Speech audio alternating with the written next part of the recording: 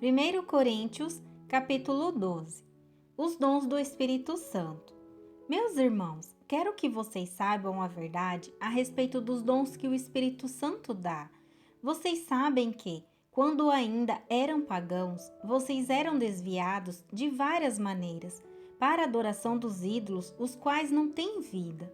Por isso, precisam compreender que ninguém que diz que Jesus seja maldito pode estar falando pelo poder do Espírito de Deus, e que ninguém pode dizer Jesus é o Senhor, a não ser que seja guiado pelo Espírito Santo. Existem tipos diferentes de dons espirituais, mas é um só e o mesmo Espírito quem dá esses dons. Existem maneiras diferentes de servir, mas o Senhor que servimos é o mesmo.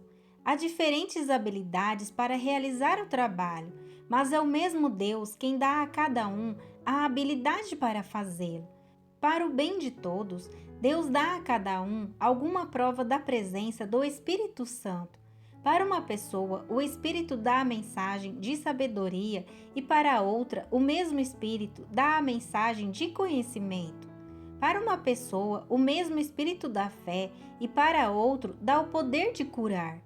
Uma pessoa recebe do Espírito poder para fazer milagres e outra recebe o dom de anunciar a mensagem de Deus. Ainda outra pessoa recebe a capacidade para saber a diferença entre os dons que vêm do Espírito e os que não vêm dele.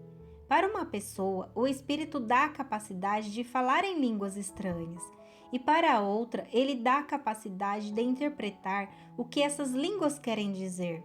Porém, é um só e o mesmo Espírito quem faz tudo isso. Ele dá um dom diferente para cada pessoa, conforme ele quer.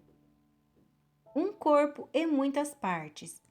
Cristo é como um corpo, o qual tem muitas partes, e todas as partes, mesmo sendo muitas, formam um só corpo. Assim, também, todos nós, judeus e não judeus, escravos e livres, fomos batizados pelo mesmo Espírito para formar um só corpo. E a todos nós foi dado de beber do mesmo Espírito.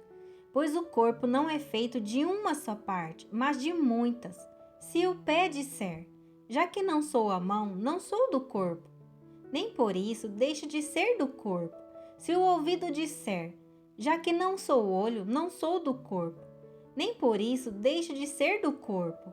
Se o corpo todo fosse olho, como poderíamos ouvir? E, se todo o corpo fosse ouvido, como poderíamos cheirar? Assim Deus colocou cada parte diferente do corpo, conforme Ele quis. Se o corpo todo fosse uma só parte, não existiria corpo. De fato, existem muitas partes, mas um só corpo. Portanto, o olho não pode dizer para a mão, eu não preciso de você. E a cabeça não pode dizer para os pés, não preciso de vocês. O fato é que as partes do corpo que parecem ser as mais fracas são as mais necessárias, e aquelas que achamos menos honrosas são as que tratamos com mais honra. E as partes que parecem ser feias recebem um cuidado especial, que as outras mais bonitas não precisam. Foi assim que Deus fez o corpo, dando mais honra às partes menos honrosas. Desse modo, não existe divisão no corpo, mas todas as suas partes têm o mesmo interesse umas pelas outras. Se uma parte do corpo sofre, todas as outras sofrem com ela. Se uma é elogiada, todas as outras se alegram com ela. Pois bem, vocês são o corpo de Cristo, e cada um é como uma parte desse corpo. Na igreja, Deus pôs tudo no lugar certo. Em primeiro lugar, os apóstolos, em segundo, os profetas, e em terceiro, os mestres. Em seguida, pôs os que fazem milagres, depois os que têm o dom de curar, ou de ajudar, ou de liderar, ou de falar em línguas estranhas. Nem todos são apóstolos, ou profetas, ou mestres.